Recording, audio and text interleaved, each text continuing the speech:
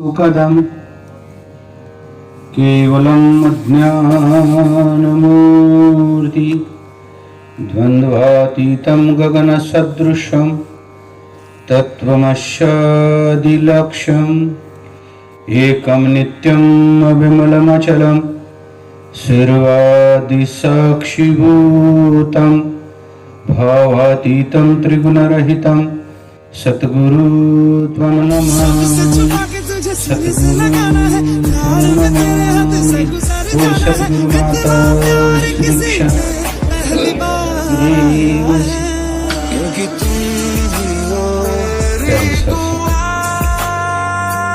प्रेमाने बोला सद्गुरु माताजींच्या शिवाशी की आज या ठिकाणी पाटोळे परिवाराने श्रद्धांजली निमित्त या सत्संगाचं आयोजन केलेलं आहे आणि अशा या सत्संग सोहळ्यासाठी उपस्थित असलेले या गावातील ग्रामस्थ मान्यवर राजकीय सामाजिक क्षेत्रामध्ये काम करणारे आणि दूरदूरून आले आमचे संत महात्मा मोहोळ सोलापूर सांगोला उपस्थित सर्व संत महात्मा सर्वांच्या चरणदाचा कोटी कोटी धन्यवाद। प्रेमाने बोला निमित्त आहे एक श्रद्धांजली, परंतु मगापासून चर्चा संत महापुरुष करतायत सिद्धांताची, कारण श्रद्धांजलीचा आणि सिद्धांताच्या चर्चेचा संबंध अनन्य अशा स्वरूपाचा आहे। कारण श्रद्धांजली त्यालाच आपण समर्पित करू शकतो ज्याने सिद्धांत प्राप्त केलेला आहे। सर्वांची श्रद्धांजली नाही कळत, आपण सर्वांचा आपण माळ करतो। प्रेमाने बोला म्हणा की धन्यकार आहे ना, प्रेमाने बोला। तुमच्यातच उष्णता निर्माण होईल, थंडी कमी वाजेल, तुम्हालाच त्याचा फायदा होईल। मी काय टोपी घालून बसलोय आता। प्रेमाने बोला। तर सत्संग जी प्राप्त जीवनामध्ये मनुष्य जीवनाचं महत्व, सद्गुरूचं महत्व, परमात्म्याच्या ज्ञानाचं महत्व आणि अनेक मानवी जीवनामधल्या ज्या समस्या आहेत त्याच्या समस्यावरती संत महापुरुषांनी चर्चा केली। कारण एकच आहे की मानवी जीवन जगत असताना या मनुष्याला जगणं कळलेलं आहे पण जीवन कळलेलं नाही। प्रेमाने बोला, जगणं कळलेलं आहे, कळतंय वाट्याला आलेलं कर्म करायचं, पैसे मिळवायचे, धनसंचय करायचं, मुलांचं शिक्षण करायचं, लग्न करायचं आहे ना, चरित्रात चालवायचा, चांगलं कुठं जेवण मिळतं, चांगलं कुठं बघायला मिळतं, भोगाविषयीचं सर्व ज्ञान मनुष्याला आहे। परंतु सत्संगजी जीवन न समजून घेतल्यामुळं मनुष्य जीवनामध्ये महात्माने सांगितलं बांधावरून वाद आहे, सुनासुनांचा वाद आहे, सासू सुनांचा वाद आहे, अनेक समस्यांनी मानवी जीवन ग्रस्त आहे। परंतु एक बाजूला संत सांगतात की हर समस्या का समाधान ले लो ब्रह्मज्ञान, आणि ब्रह्मज्ञान हा सिद्धांत आहे। मानवी जीवनातल्या सगळ्या समस्या हल व्हाव्यात, एक परम शांतीचं, सुखाचं, आनंदाचं जीवन मनुष्याला जगता यावं, जे त्या जीवनाचं प्रयोजन आहे। कारण आनंद काय आहे याची अनुभूती मनुष्यच घेऊ शकतो, ना की पशु घेऊ शकतात, आहे ना। सुख काय, समाधान काय, कारण सारासार विवेक 184 जीवनामध्ये फक्त परमात्म्यानं मनुष्याला दिलेला आहे। आणि परमात्म्याची मनुष्य ही विशिष्ट निर्मिती आहे, खास निर्मिती आहे, स्पेशल वेळ देऊन बनवलेलं मॉडेल आहे। प्रेमाने बोल आहे ना, स्पेशल वेळ देऊन सगळं बनवली सृष्टी, सगळं ब्रह्मांड निर्माण केलं, एकटाच होता। परंतु सत्संगाची एकट्याला करमत नाही, आपल्याला तरी कुठं करमत आहे ना। देवालाही कर्मेना परमात्म्याला निर्गुण निरंकार अव्यक्त असताना सासंगजी या परमात्म्यानं हा सृष्टीचा खेळ मांडला कशासाठी? त्याला सुख पाहिजे होतं म्हणून. तर त्याला किती मिळतंय? हा चिंतनाचा विषय. तो चिंतित पडला आत्ता, हे काय म्हणून मी तयार केलं? प्रेमाने बोलत, हे मॉडेल मी काय म्हणून तयार केलं? आणि याचं माझ्या नावावर येणं धर्म निर्माण केले, संप्रदाय निर्माण केले, देशात जातीवाद, प्रांतवाद, भाषावाद, किती वाद आहेत. परंतु परमात्म्यानं सगळं श्रेष्ठ निर्मिती केली की याचा आनंद घेता यावा. सृष्टीकडे पाहून मला जाणणारा कोणतरी असावा, सगळं निर्माण केलं, पण मला कोणतरी जाणणारा असावा असं परमात्म्याला वाटलं ना. एक छोटस घर बांधलं तरी आपण पै पाहुण्याला बोलवतो. मरणाचा खर्च बांधताना मागे खुली, पुढे खुली, माग हाल, पुढं हाल, कर्ज फेडताना जन्माच हाल. परंतु हजारो लोकांना बोलवणार, या आमची वास्तुक शांती का? आपलं कर्तृत्व कोणीतरी बघावं म्हणून. कर्तृत्व दाखवायसाठी मनुष्य हजारो लोकांना जमा करतो, कारण त्याच्यातून तो आनंद घेतो. तसं परमात्म्यालाही वाटली सृष्टी ब्रह्मांड निर्माण केली, पण मला जाणणारा कोणतरी असावा. म्हणून परमात्म्यानं मनुष्याचा जन्म निर्माण केला. म्हणजे परमात्म्याला या जीवनामध्ये मनुष्य जाणू शकतो. आणि परमात्मा एक गोष्ट अशी आहे, या जगामध्ये परमात्मा एकच आहे, देव एक आहे, बाकी सगळ्या कल्पना आहेत. सगळ्या कल्पना आहेत.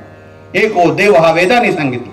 देव एकच आहे, एक परमात्मा जगामध्ये असून तो निर्गुण आहे, निरंकार, अव्यक्त आहे, सर्वव्यापी आहे. कसा आहे? कणकणवासी आहे, गटगटवासी आहे, हृदय निवासी आहे. सर्वांच्या देहामध्ये तत्वरूपाने पशु पक्षी प्राणी जलचर भूचर खेचर सर्वांच्या मध्ये तत्वरूपाने आत्मरूपाने विराजमान आहे. आणि असा परमात्मा फक्त मनुष्य जीवनामध्ये जाणता येतो, जाणून त्याची भक्ती करता येते. आणि ती करावी की ज्याच्यासाठी मनुष्याचा जन्म आहे. पशु देही नाही गती ऐसे सर्वत्र बोलती, नरदेहीच प्राप्ती परलोकाची, नरदेह श्रेष्ठ सर्व देहा निवष्ट, जयाचेने चुके अरिष्ट यम यातनेचे. बघा ना, इकडे इतकी सृष्टी निर्माण केली, परंतु 184च्या जीव येण्यामध्ये निरंतर आपला प्रवास सुरू आहे. सांगितलं महात्माचे वडील चुलते ब्रह्मलीन झालेत. त्यांचं जीवन संपलं का जगणं संपलं? तुमचं आमचं जीव मरणार म्हणजे काय होणार? जीवन संपणार का जगणं संपणार? जगणं संपतंय, जीवन चालूच राहते. जीवन निरंतर आहे. पुनरपि जननम पुनरपि मरण. या देहातून त्या देहात 184 जीव येण्याचा हा प्रवास निरंतर आहे. आणि संत आपण एका जन्मापासून मृत्यूपर्यंत आपण विचार करतो. लक्ष सगळ्या जीवन योनीचा संत विचार करतात. आपण आपला छोटा विचार आहे, आपला प्रेमाने बोलू है ना, एक जीवनापुरता विचार करतो. संत अनंत जन्माचा विचार करतात. कारण हा जीवात्मा निरंतर, आपला प्रवास निरंतर आहे. या देहातून त्या देहात, ज्या देहात जी वासना करता संत म्हणतात तसा पुढचा जन्म तुम्हाला प्राप्त होतो. आणि हा अनंत जीवाचा प्रवास निरंतर सुरू आहे, निरंतर. महाराज म्हणले कशावरून? बघा, माणूस सगळ्या प्राण्या पक्षीचा आवाज काढू शकतो प्रयत्न केला तर, पण पशु पक्षाला माणसाचा आवाज काढता येत नाही. याचा अर्थ हा सगळं फिरून आलेला आहेच. ज्या अर्थी आवाज काढतोय त्या अर्थी हा सगळी सृष्टी, सगळं ब्रह्मांड फिरून आलेला मनुष्य जन्म. इथं आल्यानंतर त्याला परमात्म्याला जाणं म्हणून पशुदेही नाही गती ऐसे सर्वत्र बोलती, नरदेहीच प्राप्ती परलोकाची. म्हणजे परमात्म्याची स्वरूपाची स्वर्गाची प्राप्ती फक्त मनुष्यालाच प्राप्त होते. अनंत जन्मामध्ये आल्यानंतर मनुष्य देह प्राप्त ज्याला होतो तो परमात्म्याला जाणणं, आपलं निजघर जाणणं. आणि निज घरामध्ये जाणल्यानंतर मनुष्य जीवन एक आहे. इथंच मोक्ष आहे, इथंच मुक्त आहे. अनंत जन्म मृत्यूच्या फेऱ्यातून इथंच मुक्त होता येतं. आणि ते मनुष्य जीवनाचं प्रयोजन आहे, त्याच्यासाठी मनुष्याचा जन्म आहे. आणि म्हणून हे संत आहेत, हे ब्रह्मज्ञान, हे सद्गुरू. काय प्रयोजन आहे? प्राप्त जीवनामध्ये मनुष्याला जीवन कळावं, जीवनाचा आनंद प्राप्त व्हावा, सुखानं जगता यावं, आनंदानं जगता यावं. आणि हे सगळं करून शेवटी जीवनमुक्त व्हावं. अनंत देहाचा जो प्रवास आहे तो कुठेतरी थांबावा, कारण मनुष्य जीवन हे मोक्षाचं द्वार आहे. इथं आल्यानंतर मोक्ष आहे, इथं आल्यानंतर मुक्ती आहे. आणि तुम्ही म्हणाल कशावरून? मुक्तीचं सासंगजी देहात असताना मुक्तीचा तुम्ही अनुभव घेतला, ओळखावे की अंतिम मुक्ती आपल्याला निश्चित आहे. कारण मेल्यानंतर मोक्ष. एक बाजूला संत लटकी साक्ष म्हणतायत, जोपर्यंत देहात असताना तुम्ही मुक्तीचा अनुभव घेत नाही, जे जीवनाचं प्रयोजन आहे त्याला अंतिम मुक्ती संभव नाही आहे. म्हणून मिशनचा सिद्धांत असा आहे, एक जीवनमुक्ती, एक अंतिम मुक्ती. तुम्ही जीवनमुक्त आहात, जे जीवनमुक्त आहेत ना ते अंतिममुक्त असतातच. आणि म्हणून या जीवनामध्ये येऊन ज्यांनी आपल्या जन्माचं त्यांनी सार्थक केलं, ज्यांनी परमात्म्याला जाणलं. आणि म्हणून ज्यांनी परमात्म्याला जाणलं असे संत महापुरुष बघा ना, यांची जयंती करतो आपण, श्रद्धांजली अर्पित करतो, यांचा उत्सव होतो. म्हणून ज्ञानी जे असतात ना ते मरत नाही, त्यांचा जीवनाचा उत्सव होत असतो. कारण अनंत जन्माच्या फेऱ्यातून ते मुक्त होतात. ज्यांना आपण श्रद्धांजली समर्पित करत आहोत ना, त्यांनी सासंगजी आपल्या जीवनाचा उत्सव केलेला आहे. दासनं सुरुवातीला सांगितलं, एक म्हटले आपल्या जन्माचं सार्थक झालं. माझ्या एका मित्रानं घराला नाव दिलं सार्थक झालं. प्रेमाने बोला, सार्थक. आता घराला सार्थक नाव देऊन आपल्या जन्माचं सार्थक होणार का? है ना, होऊ शकत नाही. असं कसं होईल? घराला नाव दिलं म्हणून सार्थक. म्हटले महाराज नाव कसं वाटलं? म्हटलं सार्थक पोरांचं झालं, आयतं घर बांधून मिळालं. तुझं काय? प्रेमाने बोला. तू जाणलेस का मी कोण आहे, आलो कुठून, मी जाणार कुठे? महात्माने सांगितलं इतक्या समस्या आहेत. सांगितलं आई वडिलाला सांभाळत नाहीत, ही समस्या आहे, ती समस्या आहे. राहणारच. जेवण चालू आहे, अर्थात महात्मांचा उदात्त येतोय. काही आई वडिलांना जेवायला मिळत नाही, त्यांनी लंगर चालू केलेलं, जेवण चालू आहे. पण हा प्रश्न आहे ना, जीवन सुटत नाही. प्रेमाने बोला, जेवण सुटत नाही आहे. अनेक मंदिरामध्ये, चर्चेमध्ये बघताना प्रसाद आहे, रोज लंगर आहे, अनेक पवित्र ठिकाणी, तीर्थस्थानात ठिकाणी. परंतु मनुष्याच्या जीवनाची समस्या सोडवण्यासाठी परमात्मा आहे, परमात्म्याचं ज्ञान आहे. ते काही खाऊन प्रसादीने सुटणार आहे का? है ना. त्याच्यासाठी सद्गुरूची आवश्यकता. ज्यांना आपण श्रद्धांजली वाहतोय अशाने परमात्म्याचं ज्ञान प्राप्त केलं. संतांचं मला एक प्रश्न सुटणार नाही. आपण संतांची जयंती करतो आणि आपल्या वाडवडिलांचा माळ करतो का? माळ का? जन्म मृत्यूच्या माळेत अडकले त्यांचा माळ, आणि जीवनात येऊन परमात्म्याची प्राप्ती केली आणि जन्म मृत्यूच्या फेऱ्यावरती विजय मिळाला, त्यांची जयंती. प्रेमाने बोल, म्हणा की इजा लागले हळूहळू. प्रेमाने बोला. का म्हणतो माहितीये का? तुम्ही जागा असाल, सजग असाल, आहे ना, तर मी बोलेन. फुकट असलं म्हणून काय झालं? प्रेमाने बोला. अनमोल आहे, लाख मोलाच आहे ना. नळ तर चालू राहू दे ना, घागर खाली असली तर. घागरच पालती पडली तर नळाचं पाणी गटारीच आहे. प्रेमाने बोला. फार वर्षापूर्वीची गोष्ट आहे. पेपरला एक बातमी आली की महात्मा गांधीजींची जुनी टोपी, चष्मा आणि काठी लिलाव झाला. मल्ल्या नावाच्या व्यापाऱ्यानं, जो मद्य विक्रेता, मद्य निर्माता होता, करोडो रुपयाला या जुन्या वस्तू करोडो रुपयाला लिलावात विकत घेतल्या. चप्पल, काठी आणि चष्मा. 20 वर्ष 25 वर्षापूर्वीची गोष्ट आहे. त्यामुळे त्याला दास मिशन मध्ये होता. मी बाळासाहेबांना विचारलं, म्हणलं महाराज असं कसं? जुना चष्मा, जुनी काठी लाखो रुपयाला लिहिला महात्मा गांधीजींची. मी विचार केला, म्हटलं आपला चष्माच काय, आपलं काठी कोण केलं काय? असा विचार मला पडला ना महाराज. अरे म्हटलं आपल्या चष्म्याचं, आपली काठी, आपलं चप्पल काय करतील? असा विचार करतो निरंकार. असं करतोय ना, जीव हा सत्य संकल्पी आहे. तुम्ही जी कल्पना करता ना ती दिसतेच तुम्हाला. प्रेमाने. एक 8 दिवस गेले विष्णू घाटावरती सांगलीला गेलो. एक सावंत नावाची व्यक्ती ब्रह्मलीन झाली होती आणि जाण्याचा योग आला. लोक 1000 लोक तिथं जमलेले. आणि मी असं, मला तिथं चप्पल, काठी, चष्मा दिसावा का? पहिल्या दहन केलेल्या लोकांचं काढून टाकलेलं दिसलं ना तिथं. जुनं चप्पल आहे, काठी, चष्मा चांगलं आहे. मी असं काठीनं एकत्र केलं, जवळ केलं आणि मी बघायला होतो. तोवर माझा एक मित्र आणला शरद. हो म्हणले महाराज काय करायला लागलाय? खोळगोळे लागले काय?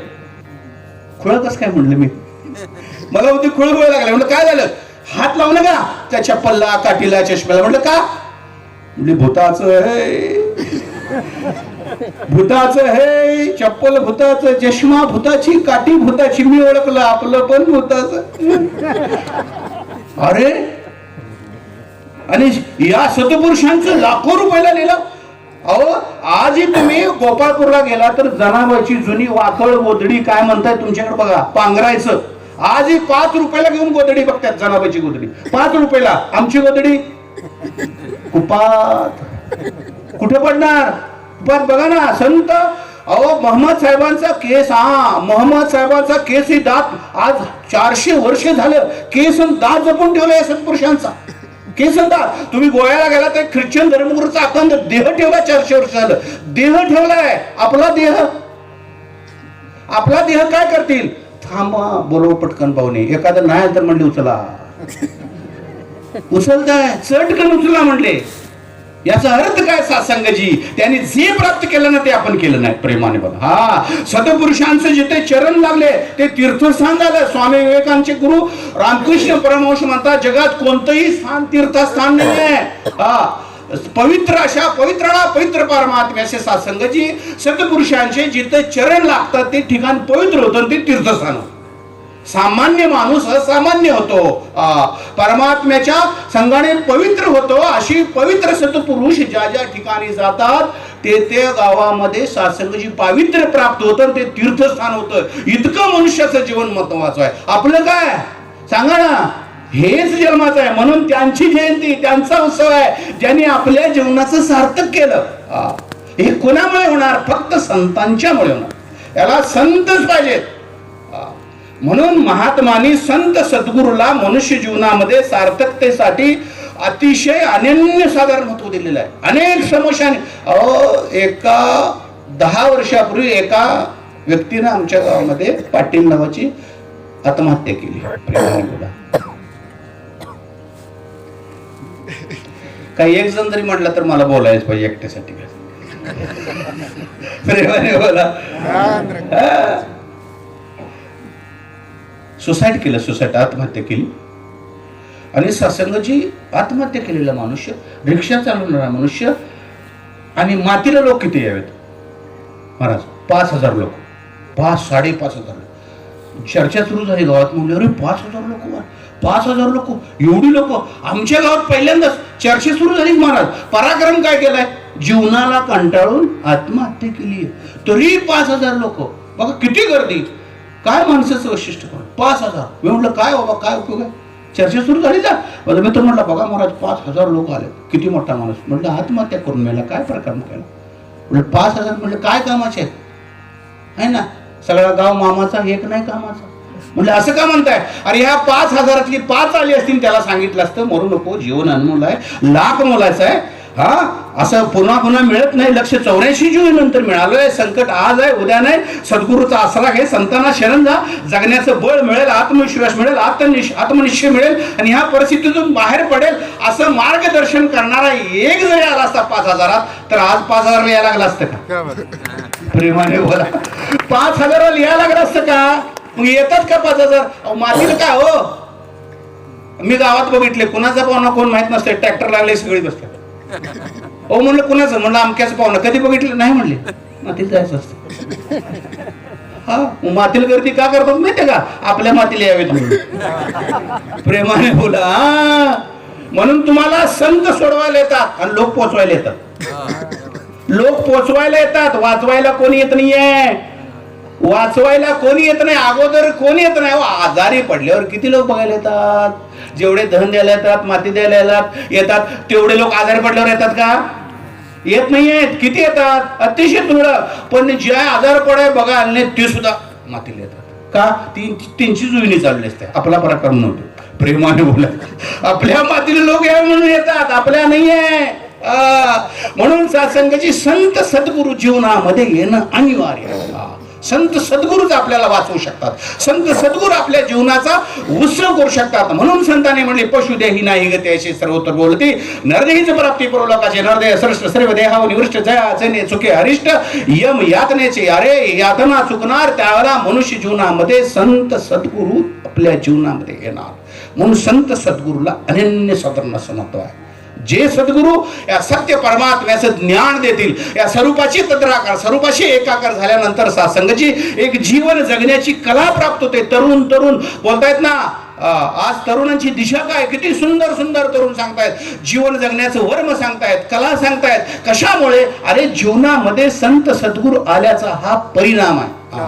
म्हणून सद्गुरू जीवनामध्ये येणं आवश्यक आहे. आणि सद्गुरू आल्यानंतर, ब्रह्मज्ञान प्राप्त झाल्यानंतर मनुष्य जीवनाचाच प्रवास आहे. पशुत्वाकडून देवत्वाकडे, हा मनुष्य जीवनाचा प्रवास आहे. पशुत्वाकडून मनुष्यत्वाकडे आणि मनुष्यत्वाकडून देवत्वाकडे हा मनुष्य जीवनाचा प्रवास आहे. आणि एक ब्रह्मज्ञानच आपल्या सगळ्या सगळ्या सगळ्या सगळ्या समस्या सोडवणार. कुठलीही समस्या असू दे, घरातील दारातील सामाजिक राजकीय, आज जगामध्ये विकताना इतके धर्म आहेत, इतके संप्रदाय आहेत. आज भाषावाद चालू आहे, प्रांतवाद चालू आहे. कशामुळे? एक परमात्म्याचा ज्ञानाचा अभाव आहे. हा सद्गुरु हे मिशन एक परमात्म्याच्या ज्ञानानंतर सत्संगजी जगामध्ये मानवता, विश्वबंधुत्व, एकता आणि शांती प्रस्थापित करण्याचं ध्येय घेऊन आलेलं आहे. आणि त्याच्यासाठी मगापासून चर्चा करताय ना, आपल्या सत्संगची मुख्य आयडिया की परमात्मा जाणणे. कशामुळे? एक परमात्मा जाणल्यामुळे देव कळेल, धर्म कळेल, मनुष्याला मी कोण आहे कळेल. आणि मग घरामध्ये, दरामध्ये, गावामध्ये सगळीकडे शांती, समाधान, आनंद, मानवता, एकता, विश्वबंधुत्व एका ब्रह्मज्ञानाची फलनिष्पत्ती आहे. म्हणून ब्रह्मज्ञानाला अतिशय महत्व आहे. जगामध्ये अनेक आहे, धर्म आहेत, संप्रदाय आहेत. अहो, परमात्म्याची चर्चा आहे. कोण आले का? हा परमात्मा सदा कोणाला फक्त मिशन आहे. मी असं म्हणत नाही आहे, तुम्ही सगळीकडे फिरून या. भक्ती जगामध्ये सुरू आहे, सगळ्या जगामध्ये सुरू आहे. समस्या कुठं संपलेत? इतके धर्म आहेत, इतके संप्रदाय जगामध्ये आहेत. अहो, धर्म, संप्रदाय, परमात्मा, ज्ञान हे जगामध्ये शांती प्रस्थापित करण्याचं काम करतायत. सगळ्या धर्माचं सार आहे मानवता, आहे ना. या दरम्यान माताजींनी वचन काढलं ना, मानवता, रूहानियत, इन्सानियत, मानवीयता, मानवता हे कशाने संभव आहे?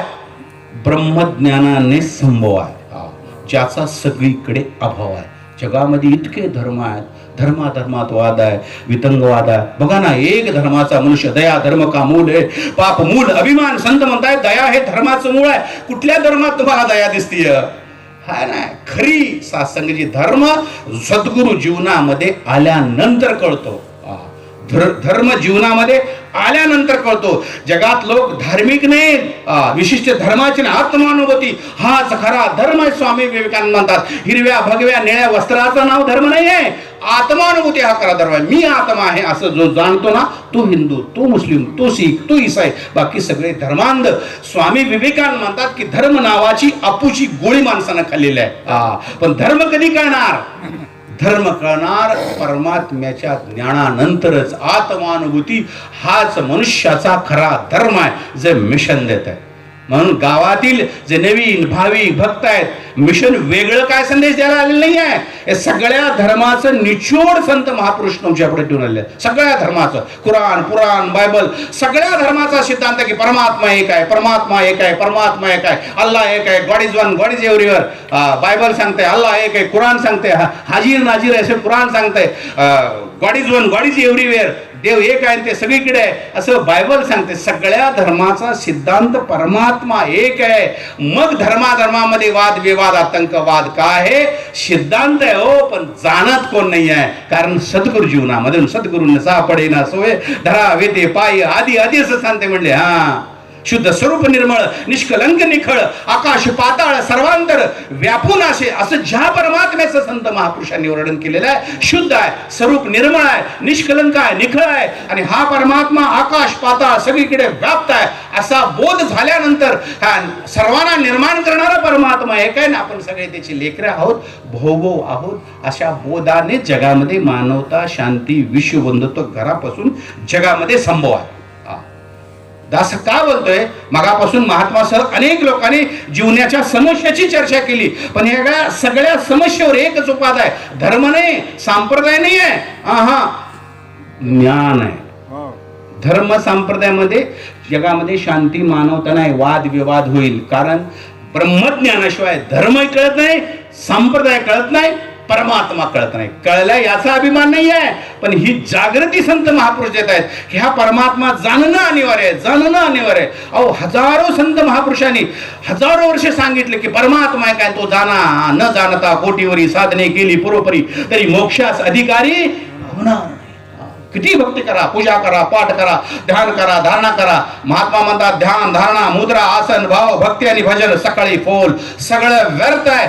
जोपर्यंत सद्गुरूकडून मिळणार तुम्ही ब्रह्मज्ञान प्राप्त करत नाहीये.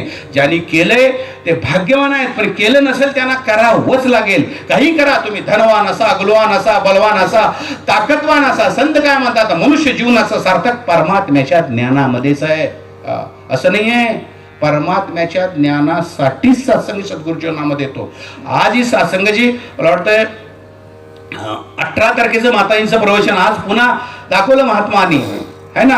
सत्संगमध्ये आपण बघितलं माताजीने सांगितलं की ब्रह्मज्ञान कशासाठी, आत्मकल्याणासाठी, आत्महितासाठी, जीवनातल्या सगळ्या समस्या संपवण्यासाठी, ना की लौकिक जीवनासाठी, परमार्थासाठी नाही, प्रपंचासाठी नाही आहे, तर परमार्थासाठी ब्रह्मज्ञान आहे. म्हणून ब्रह्मज्ञान ही अनिवार्य गोष्ट आहे जी सद्गुरु जीवनामध्ये आल्यानंतरच प्राप्त होतं. वाटतं श्रीमंत लोकांना कशाला ज्ञान पाहिजे, कशाला ज्ञान पाहिजे, आहे ना. सत्संग धनवान, गुणवान, बलवान, ताकदवान, विचारवान कोणी असू दे, राजकीय सामाजिक क्षेत्रामध्ये काम करणारा, जोपर्यंत ब्रह्मज्ञान प्राप्त होत नाही ते केलेलं कार्य फलद्रूप होऊ शकत नाही. प्रेमाने बोला, सर्वांनी बोला. लग्नामध्ये जेवण होतं पक्वानाचं, श्रीमंत माणसाचं जेवण, भरपूर जेवण, किती ब्रह्मज्ञान अनिवार्य आहे. सर्वांच्यासाठी कसं अनिवार्य आहे, जे मिशन जेवण माणसापर्यंत नेते. आणि एक माझ्यासारखा इसम जेवला भरपूर, जेवण छान आहे म्हणजे कोण पण जेवतो, इतका जेवला, इतका जेवला, इतका जेवला, ज्याला म्हणतात ना गळ्याबरोबर. परिणाम व्हायचा तो झाला, पोटात दुखायला लागलं, उभ्या मंडपामध्ये तो गडगड लोळायला लागला, उभ्या मंडपामध्ये दुखायला लागलं. सगळ्यांनी उचलला, दवाखान्यात नेला. काय झालंय, पोटात दुखते, कशामुळे, म्हणजे जेवलाय जास्त. डॉक्टर म्हणले ठीक आहे थांब. डॉक्टर त्याला गोळी द्यायचा विचार करतो, त्याला म्हणले थांब. डॉक्टरने एक गोळी काढली, पुढचं अशी याच्यात ठेवलेली, म्हणजे गोळी खा, हजम होईल, ठीक होईल, परावशी. तो पेशंट गोळीकडे बघतोय, डॉक्टरकडे बघतोय, गोळीकडे बघतोय, डॉक्टरकडे बघतोय. डॉक्टर म्हणतोय, डॉक्टर त्याच्याकडे बघतोय. अरे म्हणले खा ना गोळी, गोळी खा ना.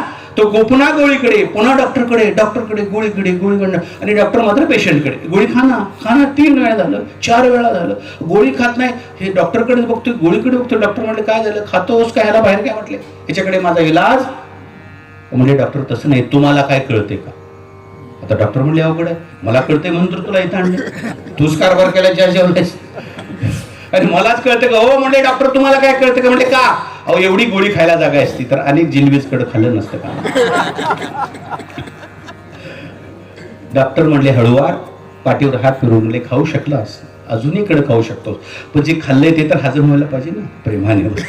त्यासाठी तुला ही गोळी देतोय, काय नाही. तुम्ही धनवान असा, गुणवान असा, बलवान असा, जोपर्यंत ब्रह्मज्ञानाची गोळी तुम्ही प्राशन करत नाही तोवर तुमच्या जन्माचं सार्थक. धनवान, गुणवान, बनवान जरी झाला, तुमचा माळच होणार, जयंती होणार, उत्सव होणार. संतांची जयंती, संतांचा उत्सव बघा ना. आपण वाडवडिलांचं करतो का, करत नाहीये. कारण ज्यांनी परमात्म्याला प्राप्त करून आपल्या जीवनात जय मिळवला आहे ना. मला माहित नाही ज्यांनी ब्रह्मलीन झालेत त्यांनी ब्रह्मज्ञान प्राप्त केले का नाही, पण माऊलीच्या कृपेनं महात्माना ब्रह्मज्ञान प्राप्त आहे ना. तुकाराम महाराज म्हणतात एक ज्ञानी घरामध्ये असेल, मागल्या 11 दुनी 42, 21 दुनी 42, हा किती जागा आहे का बघायला लागली तुम्ही. मागल्या 21 पुढल्या 21 42 पडाचा उद्धार आहे. एक ज्ञानी घरात असेल, ज्ञान साधारण नका समजू, एक ज्ञानी घरात असेल तर महात्मा म्हणतात 42 पिढ्यांचा उद्धार आहे. इतकं ब्रह्मज्ञान सद्गुरू देतात, ते अनिवार्य आवश्यक आहे. म्हणून या सद्गुरू जीवनामध्ये ना अत्यंत आवश्यक गोष्ट आहे. असा सद्गुरू जीवनामध्ये येतो. आज मिशनच एक सद्गुरू माताजीच आज जगाला हे ब्रह्मज्ञान देतात. बाकी सत्संगी सगळे म्हणतात, आता हे ज्ञान दिल्यानंतर मला माहित आहे सगळे म्हणतात, काय आमचे बांधव असतात सांप्रदायिक इकडे वेगवेगळे भक्ती, महाराज देव माहीत आहे, देव माहीत आहे आम्हाला सगळीकडे आहे. तुम्ही कीर्तनात ऐकता, प्रवचनात ऐकता, शेवटची गोष्ट सांगतो, कीर्तनात ऐकता, प्रवचनात ऐकता, है का नाही, देव सगळीकडे आहे, आम्हाला माहित आहे देव. अहो माहिती वेगळी, ज्ञान वेगळं. प्रेमाने बोला. माहिती वेगळी, माहिती म्हणजे ज्ञान. आवर्जून सांगा लोकांना, ग्रंथ वाचून मिळते ती माहिती आणि सद्गुरूकडून मिळतं ते ज्ञान. गुरुकडून मिळतं ते ज्ञान, वाचून मिळते ती माहिती. वाचून सुद्धा तुम्ही सांगू शकता देव निर्गुण आहे, निरंकार आहे, सगळ्याच्या आत्म्यात आहे देत. व लोक सांगतातच की, मी पण सांगतोच की, वाचून मी पण सांगू शकतो, परंतु सद्गुरूकडून मिळतं ते ब्रह्मज्ञान. म्हणून जो सद्गुरूची शरण जाय असंच म्हटलेलं आहे, वाचून नव्हे. वाचून माहिती होते, वाचून माहिती होते, ज्ञान नाही. मला एकदा घरात पत्नी म्हणली काजू पनीर करायचं आहे, मग बाजार घेऊन या. म्हटलं कधी केलेस का, नाही, मग पुस्तकात वाचून करणार आहे. म्हटलं जमायच नाही, करू नको, नादाला लागू नको. वाचून होत नाही, नाही म्हणजे आणा तरी तुम्हाला दाखवतो. आणलं की पनीर आणलं. काजू किती किलो कसा किलो माहित आहे तुम्हाला? प्रेमाने बोला. काजू आणलं, पनीर आणलं, करायला दिलं. संध्याकाळी जेवायला बसलो, कुठं काजू पण दिसत आणि पनीर पण दिसत. प्रेमाने बोला. ते सगळं बारीक बारीक झालं. प्रेमाने बोला. हा का? माहिती, पुस्तक वाचून माहिती. प्रॉपर करणाराकडून शिकलं तरी ज्ञान आहे ना. मुलगी भाकरी करायला बसली. आई म्हणते कर भाकरी, कर भाकरी, कर भाकरी, शिक शिक शिक. आता उपोर झालीस, आता लग्न करायचं आहे, कर ना कर ना. ती म्हणली कधी काय बघते की तू 16 वर्ष झाली तू भाकरी करतेस, काय अवघड आहे? परात घ्यायची, पीठ घ्यायचं, पाणी घ्यायचं, थापायची, तव्यावर टाकायचं, वाचते. अगं तसं नव्हे, ते ज्ञान आहे, ते ज्ञान आहे. नाही ते म्हणले मला काय अवघड आहे. फारच आग्रह केला. एक दिवस बसली, फारच जे पात्र घेतलं खाली, परात, काटवट काय तुमच्याकडे काय म्हणतात ते, आणि त्याच्यात पीठ घेतलं, पिठात पाणी ओतलं. आई बघायला लागल्या, किती माणसाचं करू? म्हणले आपण 5 जण आहे, 5 जणांचं कर. आईने सांगितलं 5 जणांचं कर. पीठ घेतलं, तू काय सांगू नको म्हटली, तुला करून दाखवत. पीठ घेतलं, पाणी एवढं ओतलं, पीठ पळायला लागलं. मग म्हणते आय आय अगं आता आई नाही पाहिजे, तूच तू बघ म्हणले प्रेमाने. साधं भाकरी करायला ज्ञान लागते महाराज. देव कसं वाचून करणार?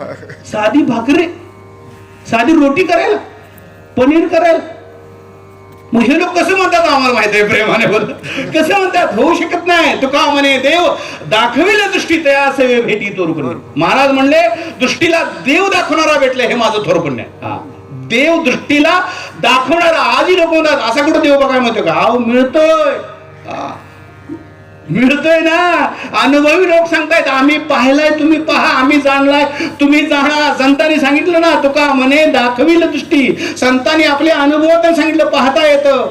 बघा ना, संत ज्ञानेश्वर महाराज, तुकाराम महाराज, गोरख कुंभार, सावतामाळी, आजपर्यंत एकही संत असा झाला नाही ज्यांनी परमात्म्याचं ज्ञान वाचून प्राप्त केलं. त्यांनी सद्गुरूला शरण जाऊनच. एक निळवा आहे बघा, आणि एक संत नामदेव महाराज, ज्यांच्या जीवनामध्ये देव अगोदर पण गुरु नंतर आहेच. देवानी सांगितलं गुरु कर, देवानी सांगितलं. मग तुम्हाला आहे ती माहिती आहे, ज्ञान नव्हे. ज्ञान सद्गुरु कडूनच प्राप्त होतं. सद्गुरु ज्यावेळेला बोध देतो, प्राप्त ज्ञान त्यावेळेलाच होतं, वाचून नाही आहे. माहितीवर जाऊ नका. माहिती साधी भाकरी करता येत नाही, कालवण करता येत नाही ना. अहो डॉक्टरला असतं ते ज्ञान, कंपाऊंडरला असते ती माहिती. कंपाऊंडर ऑपरेशन करू शकतो का? करल की, पण पुढचं मरण. प्रेमाने बोला. त्याला सगळं माहित आहे, तो सगळं बघत असतोय. किती कापायचं, किती कटला काढायचा, पदार्थ सगळं सांगतो तो. अगदी 10 वर्ष काम केलेला कंपाऊंडर डॉक्टर काय करतात ते सगळं सांगतो. औषधाचं नाव सांगतो, पण तो ऑपरेशन करू शकतो का? का त्याच्याकडे आहे ती बघून मिळालेली माहिती. डॉक्टर आहे ते ज्ञान आहे ना. वकिलकडे असते ते ज्ञान. एक जण म्हणला महाराज काय अवघड आहे, मीच गुन्हा केलाय, माझीच केस आहे, मी वकिली चालवतो, चालेल का? है ना. आपल्याला असते ती माहिती आणि प्रॉपर वकिलाला असतं ते ज्ञान. म्हणून वाचून होती ती माहिती, सद्गुरूकडून मिळतं ते. म्हणून सद्गुरू जीवनामध्ये आवश्यक आहे. तर या सद्गुरू महात्यांची कृपा आहे, अशी अशी कृपा आहे. सत्संगजी महात्मांच्या स्मरणानिमित्त आपल्याला निरंकार परमात्म्याची खास करून आज चर्चा करायला मिळालेली आहे. आपण भाग्यवान सत्संगजी, आपल्याला हे अनमोल असं ब्रह्मज्ञान प्राप्त केलेलं आहे. तर या सत्संगजी अशा ज्ञानाचा मानवतेचा मेळा आता महाराष्ट्रामध्ये संपन्न होत आहे. जवळच तिथूनच दासला इकडे येण्याचा योग आला. सत्संगजी हा मानवतेचा महाकुंभ.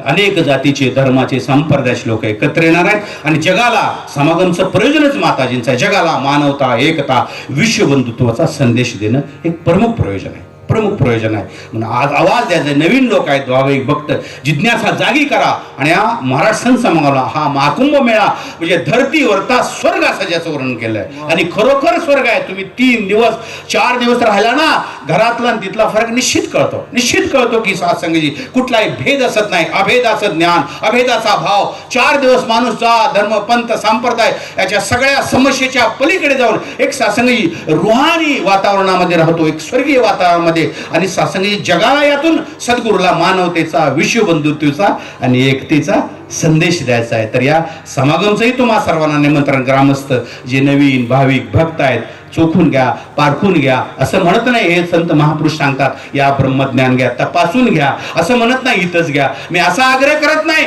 हे आम्ही विश्वासाने सांगतो ज्ञान इथंच आहे. याचा अर्थ तुम्ही 10 दुकानं फिरून या, आमची कुठेही शाखा नाही आणि वस्तू बाहेर मिळणार नाही. प्रेमाने बोला, कारण शास्त्राने सांगितलेलं आहे की युगानुयुगे मी प्रकट होईन. भगवंतांनी अर्जुनाला सांगितलं युगानुयुगे मी प्रकट होईन आणि निर्गुणाची खून करून जाईल. लोक म्हणतात तुकाराम नंतर निळोबा तुकाराम महाराजांनंतर सद्गुरू जगामध्ये नाही, अशा भ्रामक कल्पनेत लोक आहेत. पण भगवंताचं वचन आहे, मिशनचं नव्हे, सद्गुरूच नव्हे, भगवंताचं वचन आहे. हे अर्जुना, मी युगानुयुगे प्रकट होईन म्हणजे या मृत्यू लोकात मी निरंतर देह बदलून आहेच. अर्जुनाने विचारलं देवा तुम्हाला ओळखायचं कसं, कारण सद्गुरू नावाचं पेव फुटलंय. मला कुणाला काय म्हणायचं नाही, माझी वस्तूचं महत्व सांगायचं. प्रेमाने बोला, माल सगळा चांगलाच आहे, परंतु हे अर्जुना मी युगानुयुगे प्रकट होईन. मग तुला कसं ओळखायचं? ओळखायचं म्हणले निर्गुणाची खून करून जाईल. मग गुरु कोण ओळखायचा? निर्गुणाची खून करतो तो गुरु.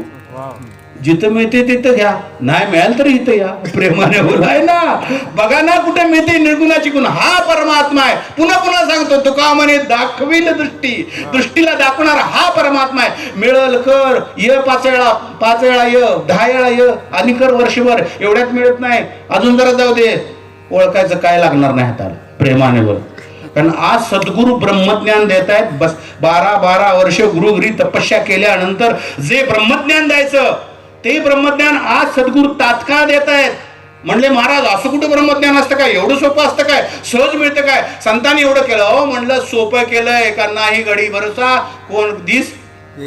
अहो घरातला माणूस गेलेला संध्याकाळी येतो की नाही, 10 फोन येतात. कुठं आहे का मरल्याचं बे आहे म्हणायचं नसतंय. खरं सांगतो प्रेमाने बोला, मरते का येते का जाते. बघा ना कशामुळे इतकं क्षणभंगूर जीवन झाले. आणि हे समयाच्या सद्गुरूने ओळखलंय. आणि मी तुम्हाला सांगतो समयानुसार, कालानुसार, युगानुसार सद्गुरू परमार्थाचे संदर्भ बदलत असतात. पूर्वी साधना केल्यानंतर ब्रह्मज्ञान होतं, आता अगोदर ब्रह्मज्ञान पुन्हा साधना. पूर्वी कसं साधना करून ब्रह्मज्ञान, पण आता साधनेची आवश्यकता नाही. अगोदर ब्रह्मज्ञान पुन्हा साधना, सत्संग, सेवा, सुमिरन आहे ना. वेळ होता त्यावेळेला ठीक होतं, रान बांगलून स्वच्छ करून आपण पेरणी करत होतो आहे ना. आता पाऊस पडलाय, रान वळलाय, तण आलंय, पेरायचं तर आहे, घात पुढे जाते. अगोदर पेरायचं पुन्हा तण काढायचं. प्रेमाने वळा ना, अगोदर पेरायचं पुन्हा तण काढायचं. रान स्वच्छ झालं तर येणार का नाही पीक? का नाही गडीचा. मग म्हणले महाराज पेरलं का गडबड करून, अरे पाऊस पडेल का नाही शक्यता नाही, गात राहील का नाही शक्यता नाही. इतकं मनुष्याचं जीवन आहे. आज आहे ना उद्या नाही. अहो सकाळी भेटला होता, अहो सकाळी मी बोललोय. हा तसंच आहे. आता मृत्यू लाईटच्या बटनासारखा आहे, वर गेलं चालू, खाली चालू, वर बंद. प्रेमाने बोला, देवानं आता स्विच घेऊनच बसलाय देव. कुणाचं बटन लगेच 1 मिनिटात. हा प्रेमाने बोला, असं नाही आहे. इतकं क्षणभंगूर झाल्यामुळं योग्यता, पात्रता, जात, धर्म पण त्यांना काही न बघता आलेल्या शरण आलेल्या जीवाला तात्काळ हा परमात्मा असं बोध देऊन प्राप्त आहे त्यांच्यात नेऊन बसवतोय आणि प्राप्त करून देतोय. प्रेमाने बोला.